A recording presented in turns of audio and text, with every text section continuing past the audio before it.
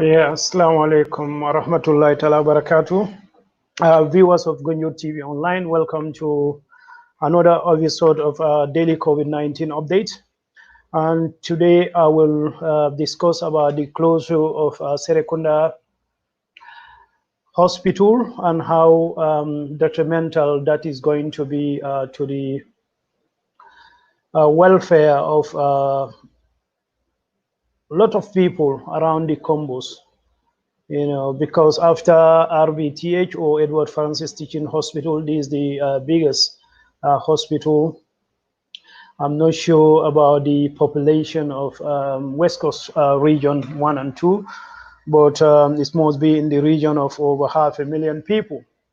So it doesn't make sense when you close the door for a hospital for illness that have a definite cure and decided to use it for COVID treatment, which doesn't have a cure. I understand why COVID need to be treated differently, because it's very, very contagious. It needs a place of its own. And that's one reason you need to. I still cannot get this on live. I don't know. Okay, see ya.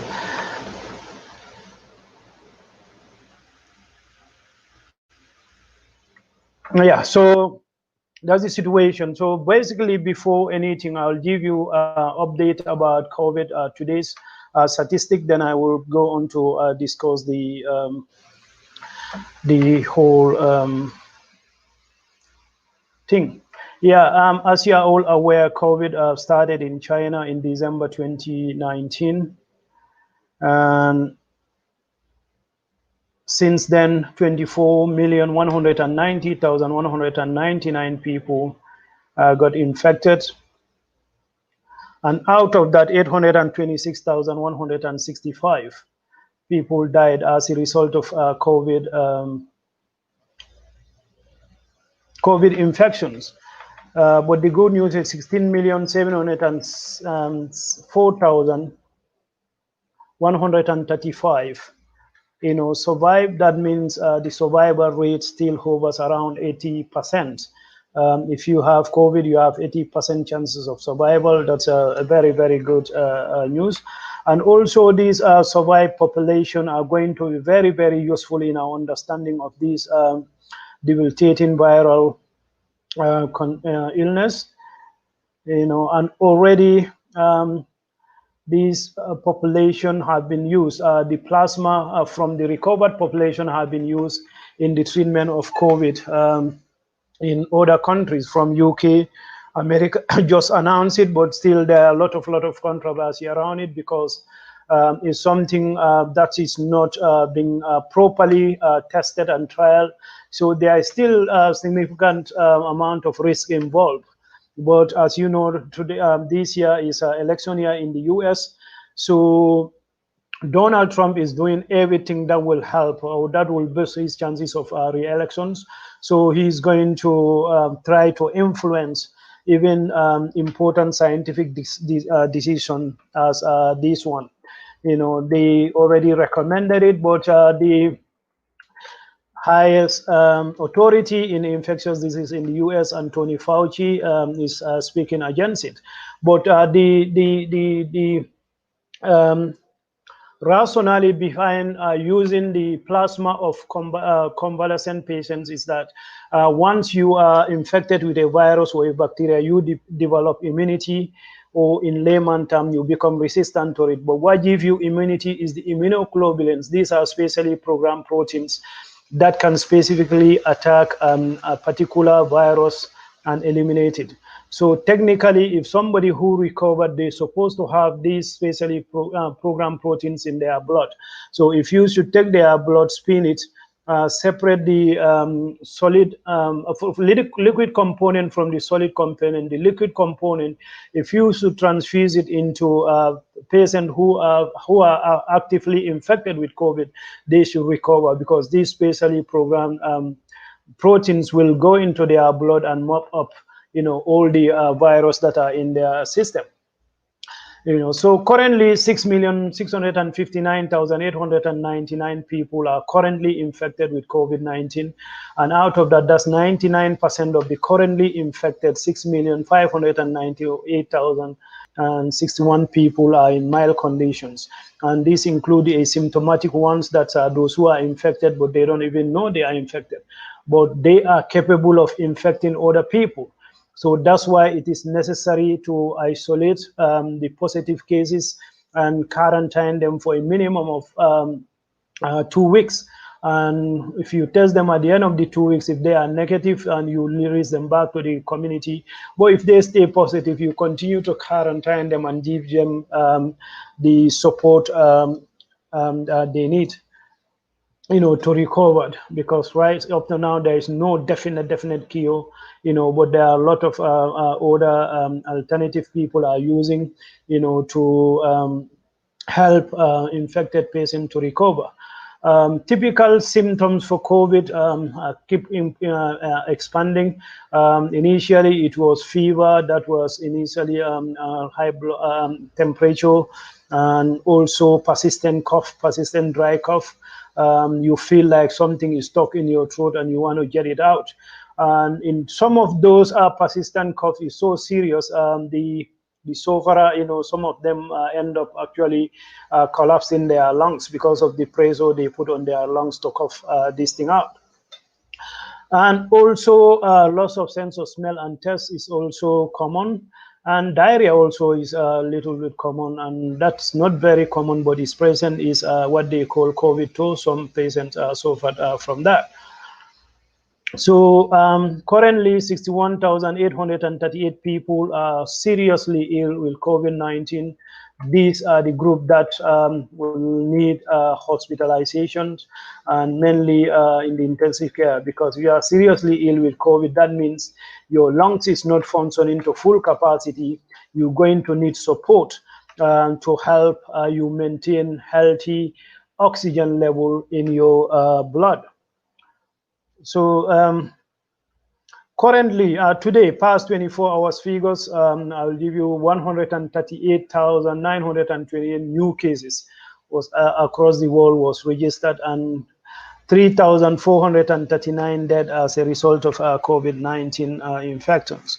So countries very close to the Gambia, which all of them except Gambia now is heading in the right direction. The numbers are coming down, except Senegal. Senegal is not stable. Today will go down, tomorrow it will come up. Like yesterday, they recorded 43 new cases, but today it went on to 130. Ivory Coast also, the numbers are stable. In fact, they are coming down, but so far they recorded 17,562. Senegal so far 13,186, and past 24 hours they recorded 130 new cases. Guinea-Conakry so far recorded 9,167, and past 24 hours they recorded 39 new cases. And Mali recorded 2,007. Mauritania 6,960 cases, and past 24 hours 22 new cases. Mali 2,713, and 5 new cases past 24 hours. The Gambia 2,708 COVID cases so far, past 24 hours plus 22. Guinea-Bissau past 24 hours, they don't record any new case, but so far their total number starts at 2,149. Sierra Leone 2,003 total, and past 24 hours they recorded 2. Burkina Faso 1,352, and past 24 hours they recorded 14, and Liberia 1,298, and past 24 hours they recorded 3. So that's the update about numbers. As you can see, Gambia, the numbers continue to go. Thank you, DJ Ga. Welcome to Gonjo TV Online. Yeah, closing SereKunda Health Center, SereKunda Hospital actually, to use it as a COVID-19 treatment center can be, described as a murder. It's just unbelievable how these things our government can think of these things and no Gambians actually blink. That's the sad part of it as well. Because any other part of the world, if you're going to close a hospital of that size, people are going to revolt. But Gambia, we don't care. We don't just care because what are the patients of other illness? Where are they going to go now? These government have lot of time, to put things in order.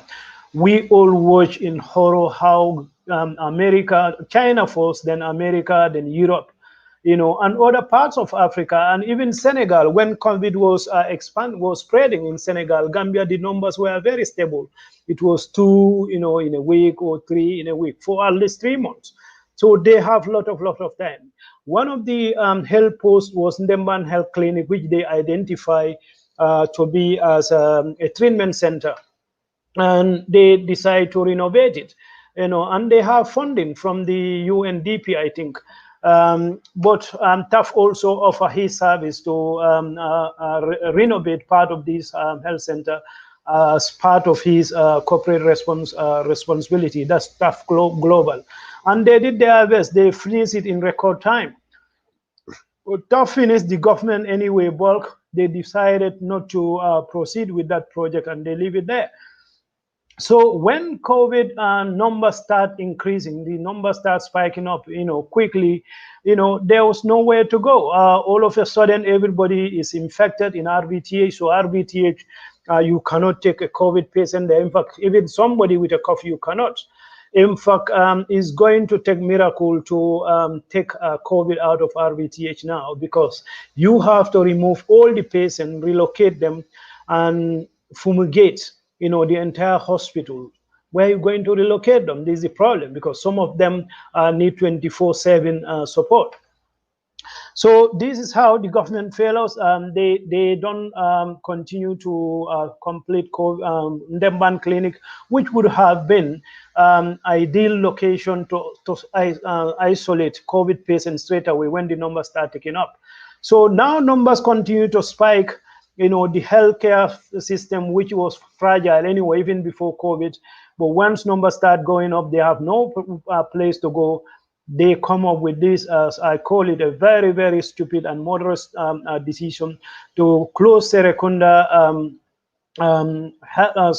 Hospital, from other illnesses, and make it exclusively for COVID treatment center. Yes, COVID patients need to be isolated, but there are other illnesses as well. For example, malaria. Gambia, we are in the rainy season, and we know this is the time when malaria numbers also spike. So where are all those patients going to go? And there are people with diabetes, hypertension, and all kinds of illnesses that need that hospital. But now, where are they going to go? This is a question I'm asking the Gambian government. Where are they going to go? Because we know RVTH, they are overwhelmed. Their staffs, most of them are infected with COVID, so they are struggling for even a number of staffs.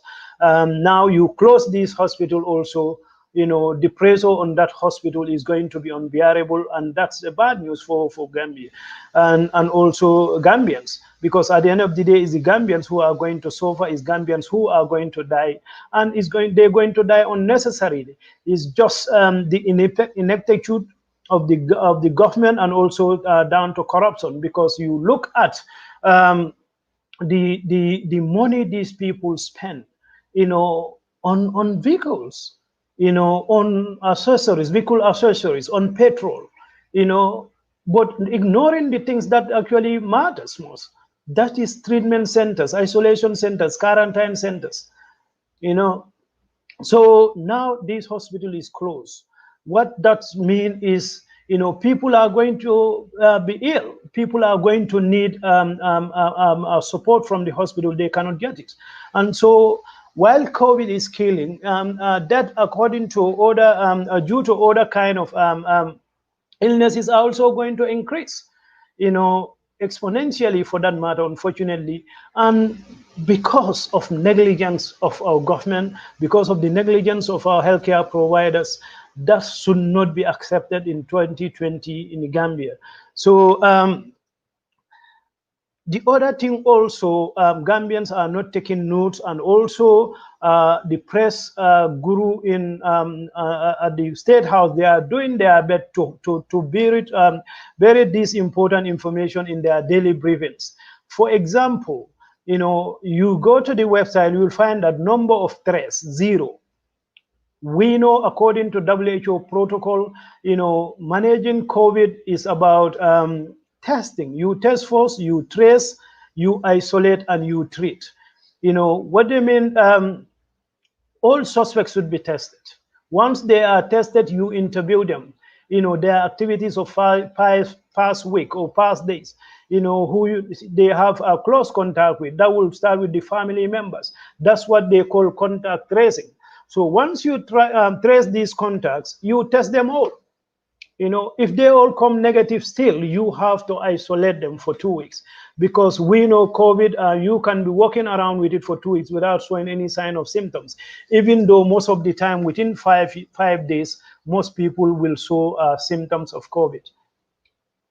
So, but it can go up to 2 weeks. So that's why according to WHO protocols, once you identify the contacts, you trace the contacts, you isolate them, you test them. If they are tested positive, you take them to treatment center.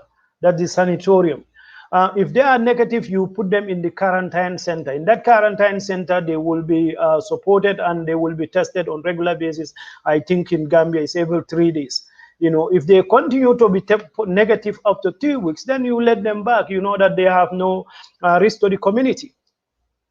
But Gambia now, they are not tracing. So, for example, past 24 hours, they recorded 22 new cases. So all those 22 people from different family units, and we know how overcrowded, Gambia people who are especially in the combos. So that means the contacts of all those 22 are free, and they are going about in their business in the community, and they have the potential to infect if they are infected. And every infected COVID patient or somebody who is got infected with COVID have the potential to infect up to 3.58 people. So 28 by say 4, that's like 88.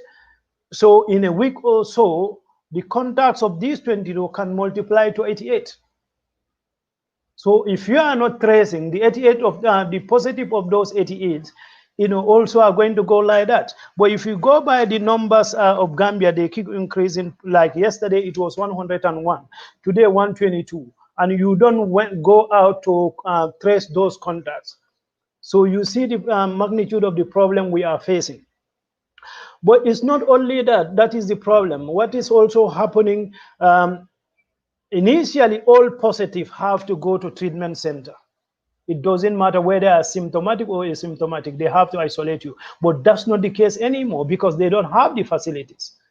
If you are positive, you are asymptomatic, they let you back into your community and advise you to go and self-isolate. Could you imagine telling a Secretarian positive to go and self-isolate? They can't. And that is true for most Gambians anyway. Not that we are strong-headed, but the setup of our family units. How can you self-isolate when like 4 or 5 share the same living room? It's almost impossible. The food they have to cater for you on your own, the drinks and everything. This for on the families where there's not much money around is going to be a big challenge. But unfortunately, this is the situation. So of the 2,000, I got these numbers down. So 2,708 cases, only 276 under quarantine. Only 276. So you have like 2,000 plus COVID positive who are now being told to go and self-isolate. So you see the challenge we are facing. We have to tell this for Gambians to understand how this government is playing dice with our lives. You hear the amount of billions that are pumped into the Gambia from the international community and also from our own treasury. They spend it all. Now they need the money. There's no money to be found. So they are endangering our lives. Could you imagine 2,000, 2,600 people, no, 2,400 people at least are COVID positive, and now they are in the community living with us. So this is the situation we are facing. You close the SereKunda Health Center, you deny people of other illnesses to go and get treatment. Now, but even for COVID, you positive one, you cannot even have places for them. So yes, maybe after a week or a few days, they will all go back to this SereKunda Health Center where it serves its purpose. But in between, we have this thing going now for 2 weeks. How many people they got infected? 2,000 by 4, that's like over 8,000. If these all these are positive, infect people to the maximum, that because each and everyone have a chances of infecting up to 3.8 if you round it, but that's about 4 people. This is not just a number from the sky. These are well researched, research founded figures. So you can see the challenges we are facing. So now the government definitely let down the entire nation. And then we need alternative leadership from the opposition, but it's not coming. This is a very, very good opportunity, an enemy, a common enemy, an invisible enemy for the government, for the entire nation to rally together and fight this common enemy. But instead, no. In fact, in recent days, I've seen certain political parties celebrating their birthdays when Gambians are dying in their numbers. Where is the empathy? Where is the Gambianness we all grow up to cherish? We miss it when we travel to other part of the world. Where it is? What happened to it? So it's like, I don't know whether these have something to do with what we went through on the Yaya Jammeh, but Gambians, over the years have become hard-hearted and damn selfish as well. You look at Gambians across the world, anywhere you find most of them, they are doing okay. But when it comes to national things or corporations, for example, the NAWEX, the GAMTELs, the ports, none of them are doing well. When we come to, and politically, we are not doing well. Leadership also, we are not doing well anyway. In fact, the only leadership now that is, actually holding Gambia together, I can say, is coming from the diaspora, because they are making all the noise and they are doing all the activities. They are supporting all the activities on the ground, sensitization, providing masks, and also even medical treatments, it's been provided. The government, when we need it most, we even have to demand the president to come and address us. And after that's where I see again, we've seen other nations where the leaders will come out on daily basis to speak to the population. This matters a lot in this kind of situation. It matters a lot. It gives the population confidence that something is being done about it. But all the time we get this pressure from Sankare and Sankano, and anytime they bring a press release, they will try to twist the facts, to go hide behind the words. It's not helping.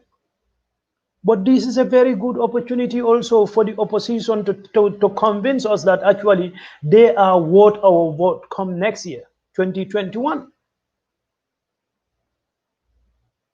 Democracy is not about going to the vote every 5 years. They are very, very important part of the democratization process. If the president is falling on his responsibilities, this is the time the opposition to up their game. Either help the president, in where he is failing, or provide alternative leadership. Our opposition parties, if they should all come together and provide that leadership that the government is not providing, the government definitely will up their game. The government definitely would have to go extra mile to make sure, they beat their competitors in their game. But it seems, nobody is taking advantage except the diaspora. I think that is terribly sad, and it's going to get really, really bad. Sorry to say, but this is not a prediction anyway. It's there for everybody to see. Right now, we are not tracing the contacts of the positive cases. We cannot even, quarantine all the positive cases, much more the negatives. Those who are entering the country from other, we can quarantine them. If you cannot quarantine the positives, much more the negatives. So right now we have over 2,400 positive COVID cases all over the country. They are advised to go and self-isolate. How can somebody from Gunjur or Branding, self-isolate? Self-isolate. It's not possible.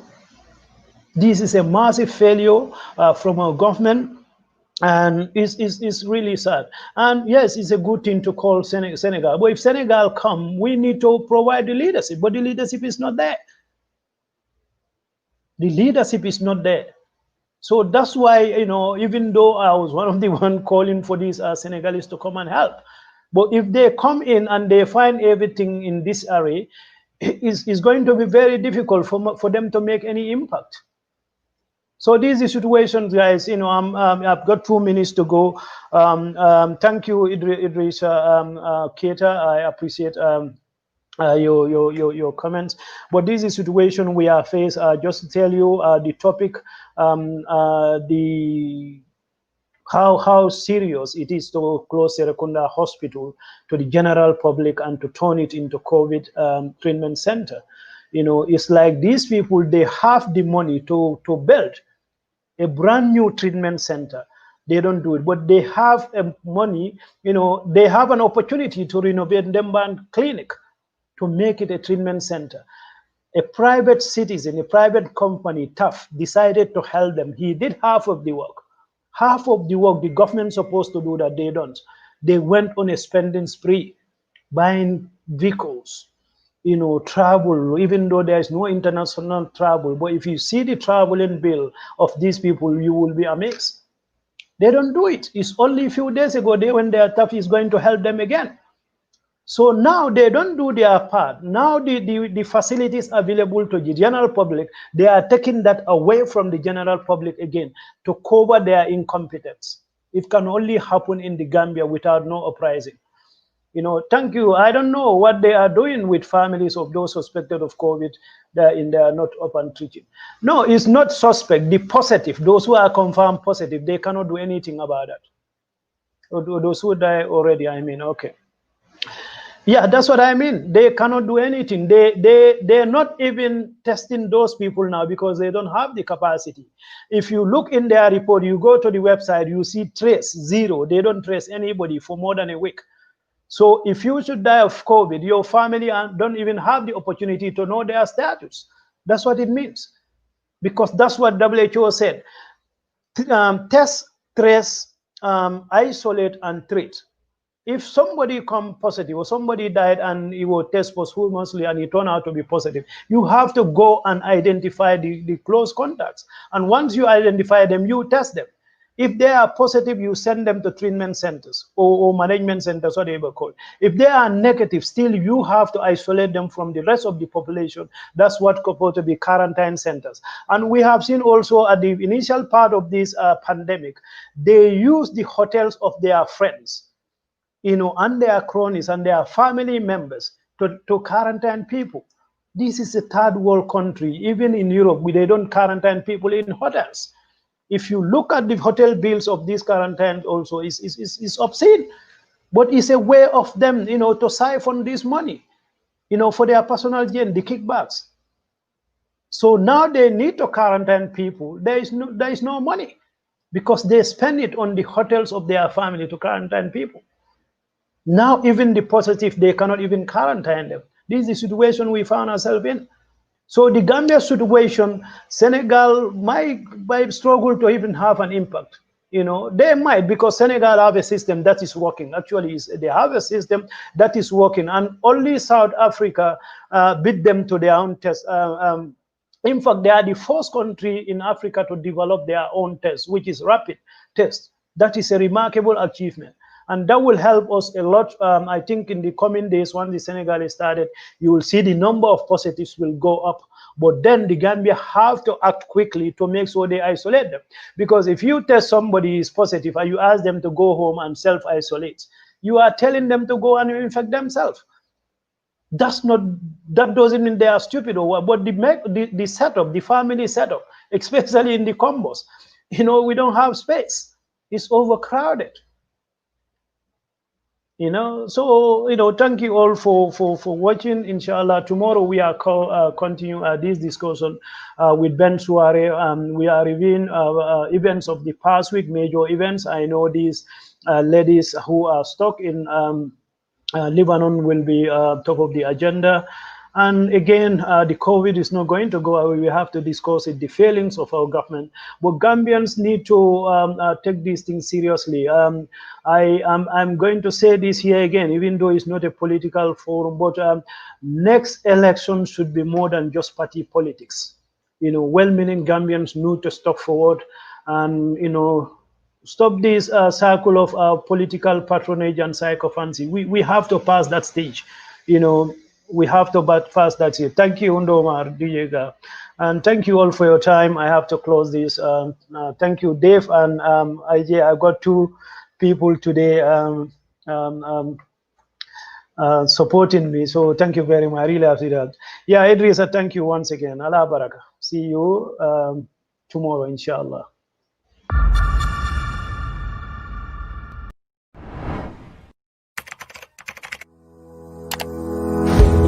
Here are 5 ways you can help combat stigma and discrimination as we fight against coronavirus COVID-19. 1. Educate your friends and family that COVID-19 is not specific to any race, nationality, or skin color. 2. Do not associate migrants with the virus. In many contexts, migrants are healthy and key players in nation building. 3. Remind others that discrimination may lead people to hide their symptoms rather than seek treatment. This puts everyone else at risk. 4. Be kind, considerate, and helpful to others in these difficult times. 5. If you know anyone experiencing symptoms, encourage them to dial 1025 for free.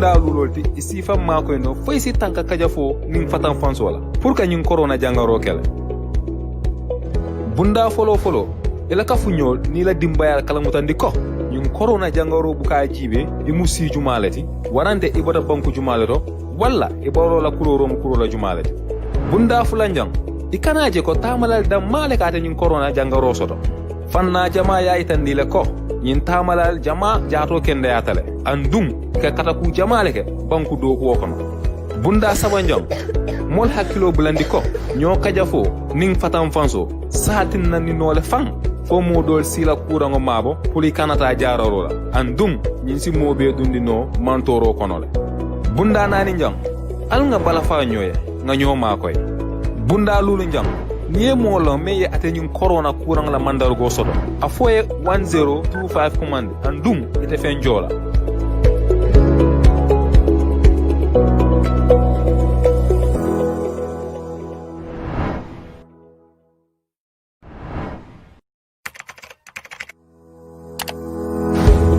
ɗiɗo ko laawi joyɗi wawete rewde hara en aybinani en bonani fi haɓagol coronavirus ko adi kon jangine ɓe ngure mon e weldiɓe mon hara on darani leñol ma koddigaagu ko ɗimmi kon wata on ɓaɗoɗe kawtal leydi men jogiiɓe nde nawnare a wiyaka non kawtal leydi ɓe ko jogiiɓe nawnare nden tun ko tammiti kon aybingol jogiiɓe nde nawnare waɗay ha en wawata andude goɗɗo goo sino jogii sabu natima waɗay ha ɓe hersirate ɗum no bonani en enen fof naya ɓunɗum tambitoɗe moƴƴe andite ɗum koko feƴƴata joya ɓunɗum si tawi no woodi mo sikkitiɗon walla anduɗon jogiiɗo nde nawnare wata on aame nodde 1025 no yawiri